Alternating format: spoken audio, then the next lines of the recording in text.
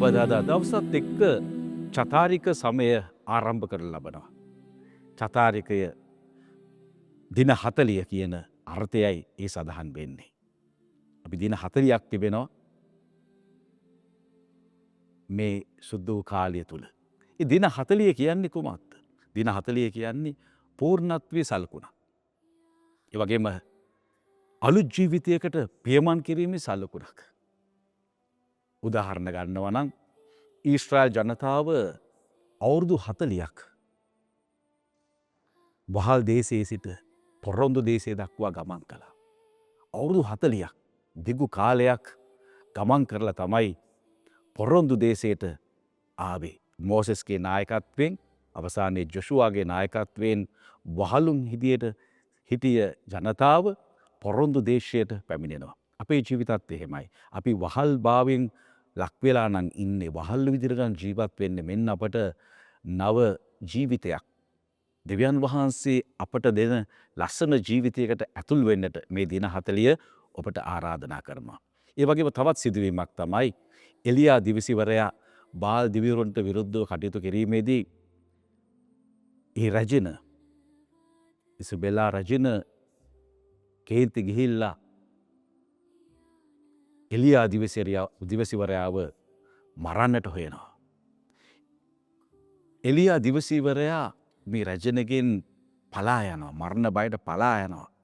ගිහිල්ලා රොතෙම් ගහක් යට වැතිරෙනවා. ඔහු හිතනවා දැන් මගේ ජීවිතය අවසානයේ තමයි. තමන්ට විරුද්ධව කටයුතු කරන අය මෙන්න පසුපස්සේ එනවා ලුහු බදිනවා. දැන් තමයි ඔහුගේ අවසානය කියලා.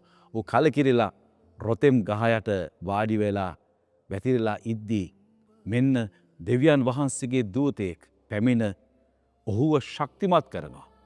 ඔහුට ආහාරය ස්වර්ගයෙන් ආහාරය ලබා දීලා ඔහු ශක්තිමත් කරනවා. ඒ මොහොතේ සිට ඔහු දවස් 40ක් තිස්සේ දිවා රාත්‍රී 40ක් මෙන්න ඉදිරියට ගමන් කරනවා. හොරෙබ් කන්ද දෙවියන් වහන්සේගේ කන්ද දක්වා ගමන් කරනවා. දෙවියන් වහන්සේ දේවදූතයා හරහා ලබා දුන්නු ඒ ආහාරය තමන්ගේ ශරීරගත කරගැනීමෙන්. එසා අපිටත් තිබෙනවා ජීවිතයේ ගමනක්.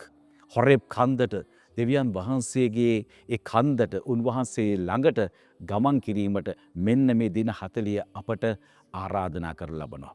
ඒත් එක්කම ජේසුස් ක්‍රිස්තුස් වහන්සේ උන්වහන්සේගේ ප්‍රසිද්ධ ජීවිතය ආරම්භ කරන්නට මත්තෙන් මෙන්න ශුද්ධාත්මයන් වහන්සේ විසින් උන්වහන්සේව පාලු කරයට යොමු කරනු ලබනවා.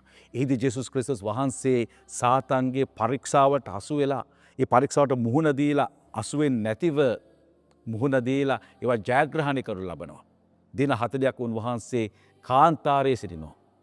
ඒ යක්ෂ පරීක්ෂා උන්වහන්සේ ජය ගන්නවා.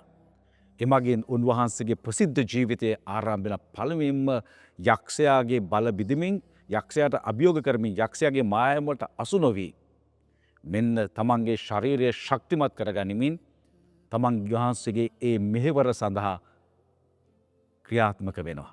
අපටත් මේ දින 40දී ස්වර්ගීය ආහාරයත් ස්වර්ගීය බලයත් දේව ශක්තියත් ලැබෙනවා.